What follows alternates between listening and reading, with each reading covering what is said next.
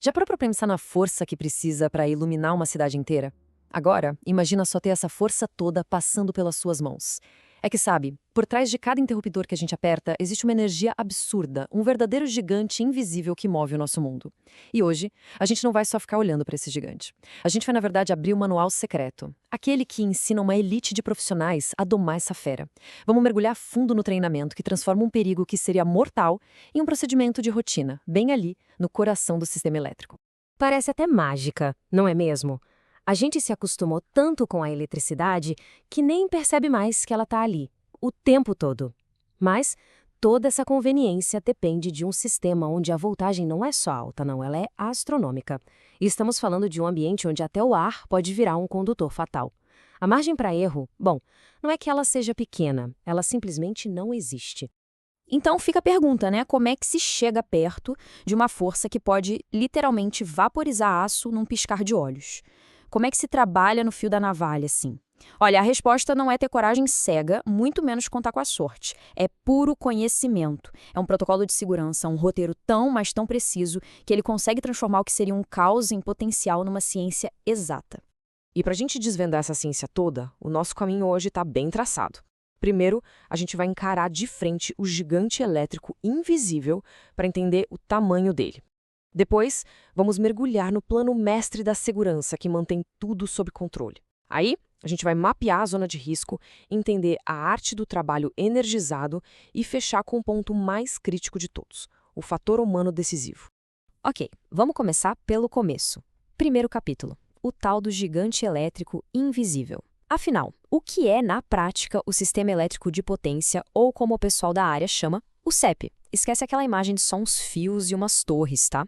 Pensa nele mais como um organismo vivo. Isso, uma criatura feita de metal e de energia que se espalha pelo país inteiro e que tem, digamos, um temperamento bem volátil e regras muito próprias. Essa ideia do sistema circulatório é perfeita. Pensa assim, se a nossa sociedade fosse um corpo, esse sistema seria feito de cobre e alumínio. O CEP, então, seria a artéria aorta, sabe? A principal. É ela que bombeia a energia vital que deixa os hospitais funcionando, as indústrias a todo vapor e, claro, as luzes da nossa casa acesas. E trabalhar nesse sistema? Bom, é como ser um cirurgião cardíaco operando um coração que simplesmente não pode parar de bater. Jamais.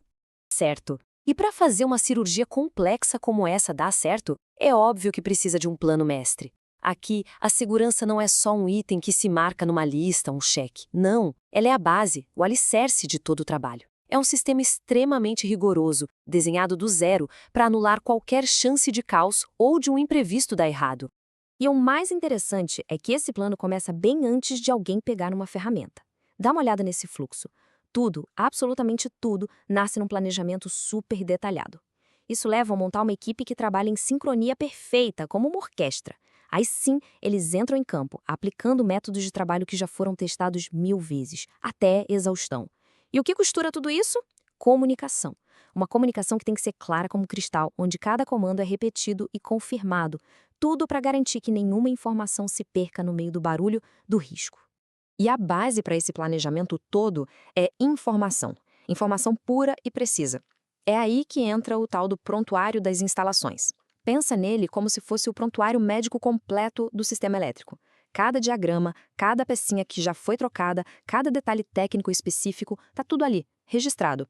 Tentar fazer qualquer coisa sem consultar isso seria o mesmo que um médico tentar fazer uma cirurgia no cérebro usando o mapa cerebral de outro paciente. É loucura, né?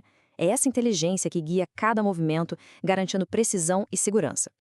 Ok, agora a gente entra numa parte, bem, é a parte que literalmente separa a vida da morte, o mapeamento da zona de risco.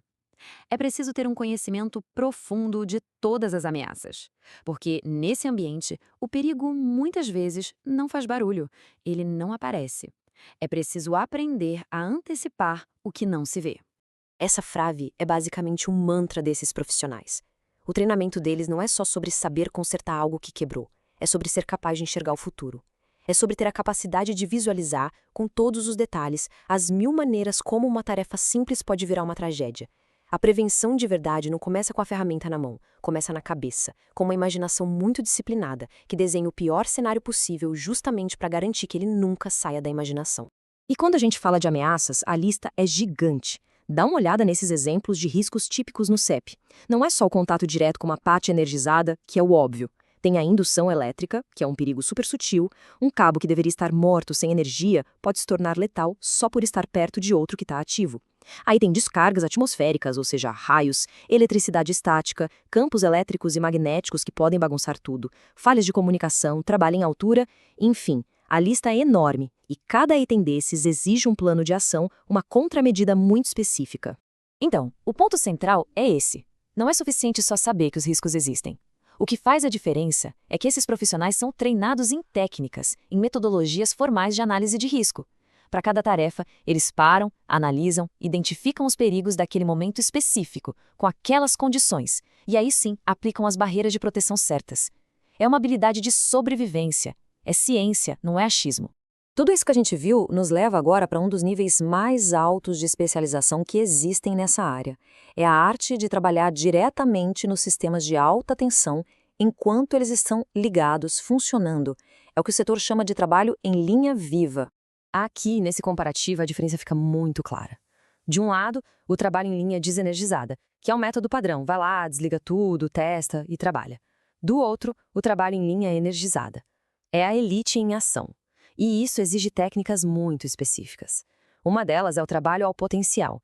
Pensa nisso, o profissional usa um traje especial que é condutor por fora e ele literalmente se torna parte do circuito. Ele fica com o corpo inteiro no mesmo nível de tensão da linha. Estamos falando de centenas de milhares de volts passando por fora dele. É como se fosse uma dança, sabe? Uma coreografia perfeita com a eletricidade pura. Surreal. E para poder executar essa dança com a eletricidade, qual o pré-requisito? 40. 40 horas. É o mínimo.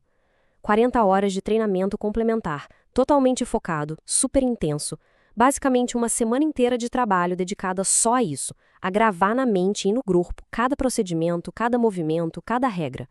Tudo isso para garantir que essa performance de altíssimo risco seja executada sem nenhum único passo em falso. Porque o primeiro passo em falso pode ser o último. E com isso a gente chega no ponto final e talvez o mais importante de todos, o fator humano. Porque no fim das contas, todos os equipamentos, todos os planos, todos os procedimentos, tudo isso converge para uma única variável, a pessoa que está lá, executando o trabalho. A tecnologia ajuda, ela protege, claro, mas é o fator humano que decide o resultado. É aqui que o treinamento fica ainda mais profundo. E a proteção aqui é construída em camadas. Pensa numa fortaleza com várias muralhas. A primeira muralha é a proteção coletiva. Barreiras, isolamento, coisas que protegem a equipe toda. A segunda muralha é a armadura pessoal, os equipamentos de proteção individual, como luvas especiais, capacetes, vestimentas. Mas as muralhas continuam. A postura correta de trabalho, o tipo certo de roupa, a segurança com os veículos, a sinalização e o isolamento da área. Cada um desses itens é mais uma barreira, mais uma camada de proteção entre o profissional e o acidente. E dentro dessa fortaleza, existe um ritual que é sagrado, que não pode ser quebrado de jeito nenhum. O protocolo de liberação para serviço. Funciona assim: ninguém nem chega perto da área de trabalho sem uma autorização formal que diz: ok, o sistema foi desligado, foi testado e está bloqueado para que ninguém o religue por acidente. Depois, o trabalho é executado. E tão importante quanto o começo é o final. Ninguém vai embora até que a instalação seja liberada de volta para a operação, também de forma oficial. É esse procedimento rígido que impede o pior pesadelo, uma equipe ligar a energia de volta numa linha onde outra equipe ainda está trabalhando. Então, no final, tudo se resume a treinar a mente, o ser humano, e esse treinamento se apoia nesses 3 pilares aqui. Primeiro, os aspectos comportamentais, ou seja, a atitude de estar sempre alerta, a disciplina de seguir o protocolo à risca, mesmo que seja a milésima vez que se faz aquilo. Segundo, a resposta a acidentes. É ter o plano de emergência tão decorado, tão treinado, que a reação se torna um instinto, não um pensamento. E terceiro, as responsabilidades. É a consciência de que cada ação não impacta só a pessoa, mas a equipe inteira. E no final, milhões de pessoas que precisam daquela energia funcionando. E com isso, a gente fecha esse manual. É incrível parar para pensar nisso, né? A energia que a gente usa no dia a dia é instantânea. A segurança para garantir que ela chegue até nós definitivamente não é. Da próxima vez que uma luz se acender, que um aparelho ligar, vale a pena lembrar. Por trás daquela simplicidade toda, existe um universo de planejamento, de técnica e de muita coragem. A energia pode parecer mágica, mas a segurança que a torna possível não tem nada de mágico. É o resultado de um trabalho duro, constante, invisível e, acima de tudo, profundamente humano. De gente que aprendeu a dominar o gigante que vive atrás das nossas paredes.